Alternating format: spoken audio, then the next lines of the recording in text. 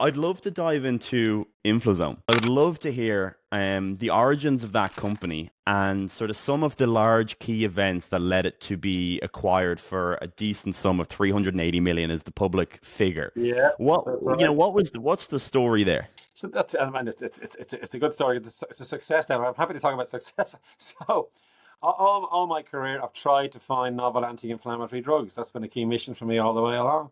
In fact, I began working on things like aspirin and Nurofen back in the 80s. Can you believe it? And they're anti-inflammatory. And Yeah, lo and behold, in the year 2012, it began really. We've stumbled into a very potent anti-inflammatory molecule. It blocks the thing called NLRP3. Now, NLRP3 is a very important master switch for inflammation. It gets pushed over in all these inflammatory diseases. NLRP3 gets overactive. We've got a few ideas why that would be. A good example is Parkinson's disease, to be honest, because in that disease, a protein called alpha-synuclein builds up in your brain.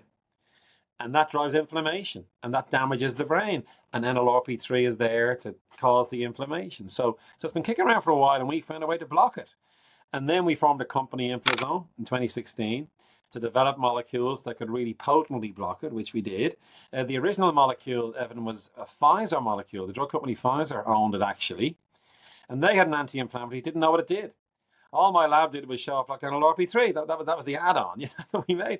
But that was never optimum. We optimized Pfizer's drug, and then we get to 2020, and then we say, look, we got to develop this further.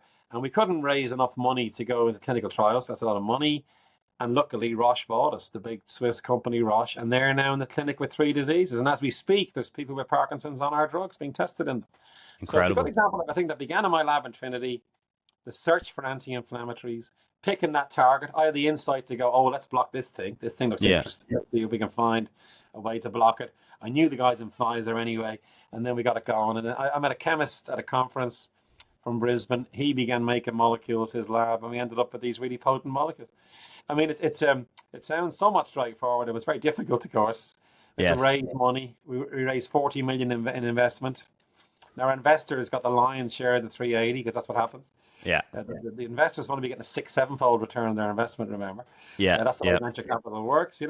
My university made loads of money. They were shareholders. It was great. Trinity made a bit of money from it. I made all the employees made a bit, including myself. So we all benefited from financially.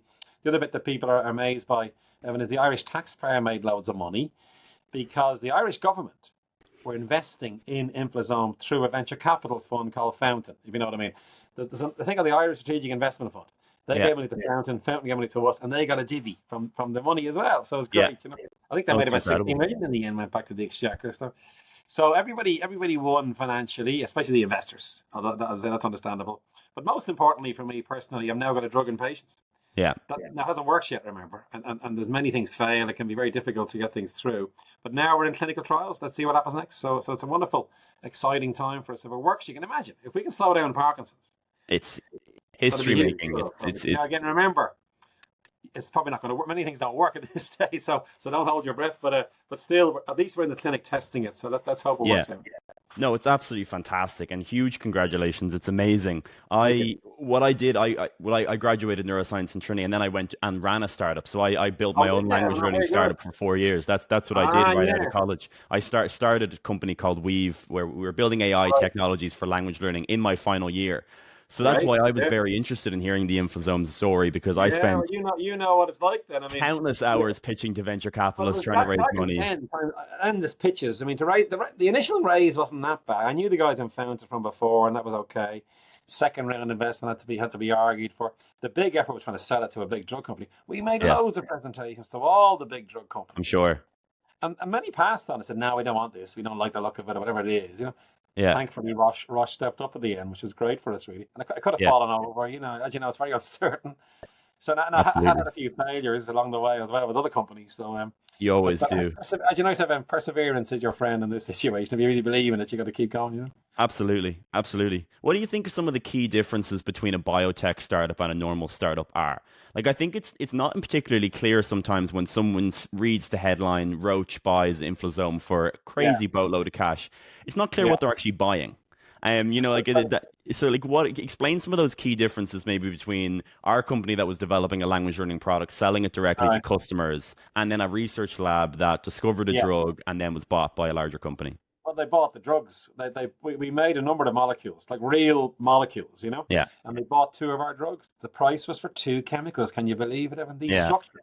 Now we patents on them, obviously. Nobody Yeah. else can make them, and those patents go out for 20 years. They bought two molecules for that amount of money. I mean, it always amazes me how a single molecule can cost you billions, this kind of thing. But of Yeah. course, the value of this is, if it gets into Parkinson's, they're going to make billions out of the drug, remember, as well. So that's the other end of it. So they Yeah. bought the two drugs, that's it. And then they also have all the data around them, obviously. We'd loads of work. We'd done lots of stuff on them.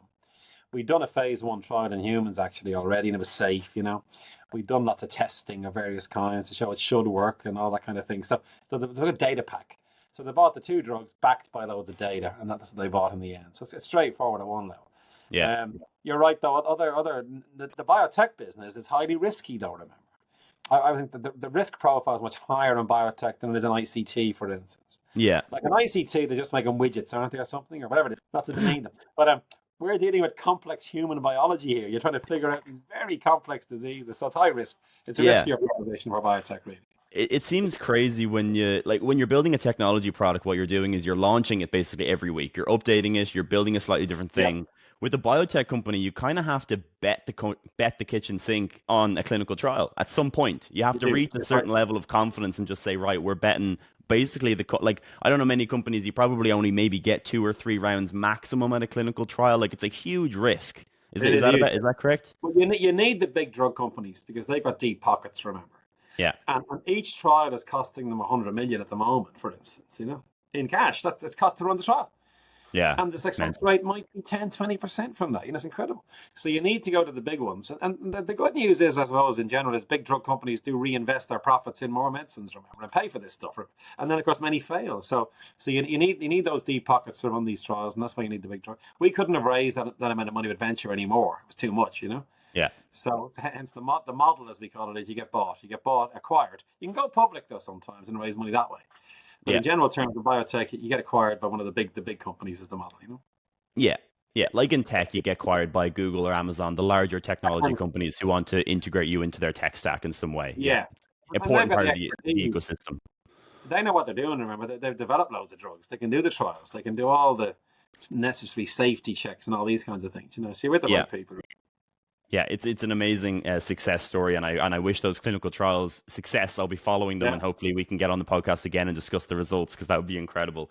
Can you imagine? I mean, again, I'm on TED Talks. I hate talking about it, even though I'm a scientist. I don't know put the mockers on it. You never know. I get superstitious. We'll see. Actually, to be honest, 3 of my drugs are in the clinic at the moment. Yeah. The inflazome one of another company called Citrix.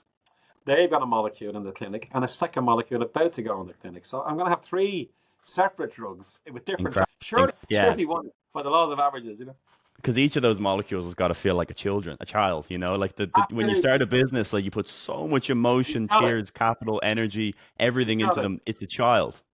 It's a child, and you're scared for the child in the big bad world. It's that kind of thing, Of course, absolutely. If you enjoyed that short podcast clip, then be sure to check out the full podcast right here.